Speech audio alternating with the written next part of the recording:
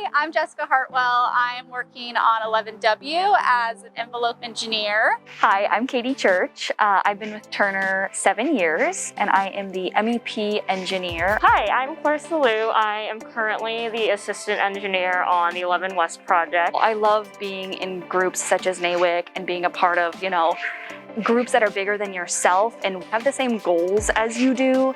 And it's great to be able to learn from other women. They always have suggestions and everyone's so supportive of you.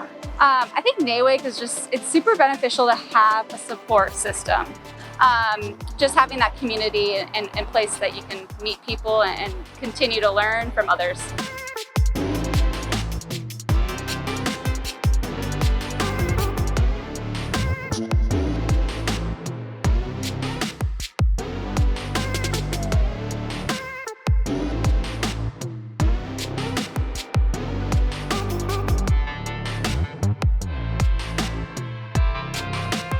Welcome to 11W. We are in downtown Portland on 11th and Washington, and we are building a 25-story mixed-use building that consists of future office and retail space, and then apartment buildings from level 8 through 25.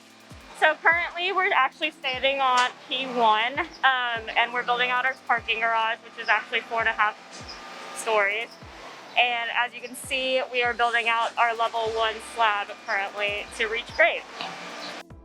We're just coming out of the ground up that ramp that way, right over to 12th Street. We've been on the project now for almost exactly a year, which is exciting, and we've made a lot of progress, but 2 more years to go. All right, Ian Daly, I'm superintendent for Turner here at the 11W project site. The structure is very challenging. This is a performance-based design concrete structure, which is unique.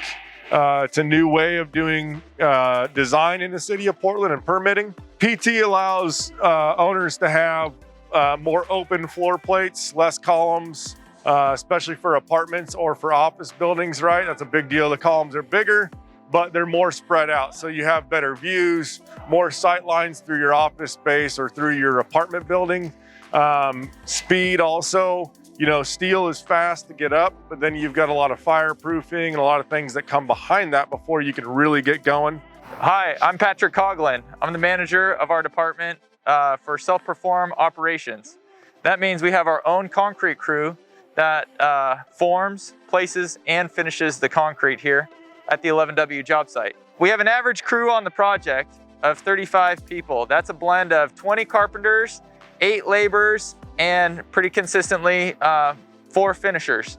On a poor day, however, we'll ramp up to about 12 finishers and increase our labor capacity as well. There's 27,000 yards of concrete in this structure. To date, we've poured about 8,000 cubic yards of concrete. The walls and columns are all 8,000 PSI concrete, and the slabs are 6,000 PSI concrete for a higher strength. The overall building footprint here is about 25,000 square feet and a half of a block. We were able to pour the concrete foundation in 2 concrete pours on Saturday. One of the pours was 2,800 cubic yards and the other pour was 1,500 cubic yards. Yeah, so on this job, we have a self-climbing tower crane. Right now it's erected to a hook height of about 228 feet. When we're done, it'll stand at about 415 feet. The crew will put on a self-climbing apparatus that goes around the tower. They bring tower sections out and it hydraulically lifts itself and adds those sections to itself as we go. It'll be a very stressful day. It's got to be no wind, and we've got a very high wind area right here. So we got to really be really careful about the day we choose to do that. We got to jump the crane 3 times and then we got to climb it down once. So those will be big milestones for us as they come. But having a crane 400 plus feet will be really, really neat in the middle of downtown. So currently on 11W, we have around 370 tiebacks, which are these metal things that you can see here. And so they're throughout the entire parking garage walls. So the way that tieback works is that when we were building out our lagging walls, we shot the tieback through our shoulder piles, and they help hold up the lagging wall and help the wall from falling into our project. And so every single tieback has this block out for our shotcrete, since we need to detension these after our shotcrete walls get up to a certain strength. And so you'll see every single tie back on our walls have a 2-foot diameter block out, and then you can shotcrete over it, and so the tie back doesn't get shotcrete in it. So the way that the wall is structured is there is our lagging wall, and then drain mat, and then waterproofing on top. And so as you can see is drain mat, and then this white is waterproofing. I am the MEP engineer on the 11W project in downtown Portland. My role on this project is to manage all the mechanical, electrical, plumbing, and fire protection. So what we're looking at here is the 8th floor of our coordination model. This is our entire amenity space of the 8th floor, and there's various systems that we're working on coordinating.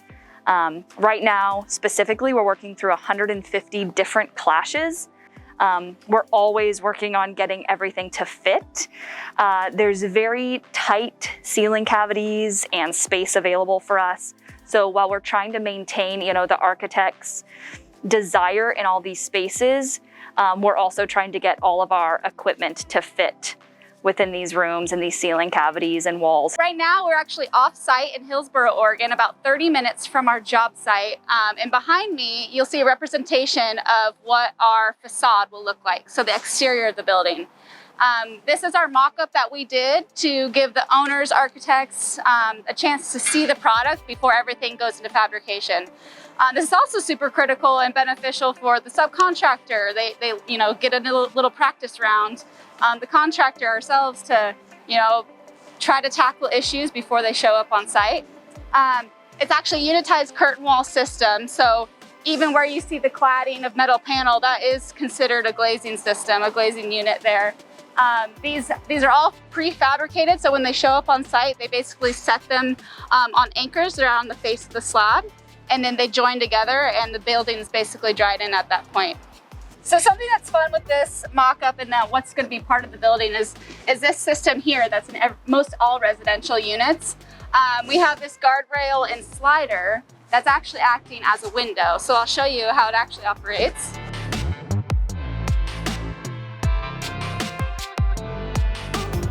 So having this mock-up here that actually has the functional devices that are part of the project really adds a whole nother element. The owners can come up here, operate the door, understand the height, understand the colors, the systems. We can make changes at this time and improve the project.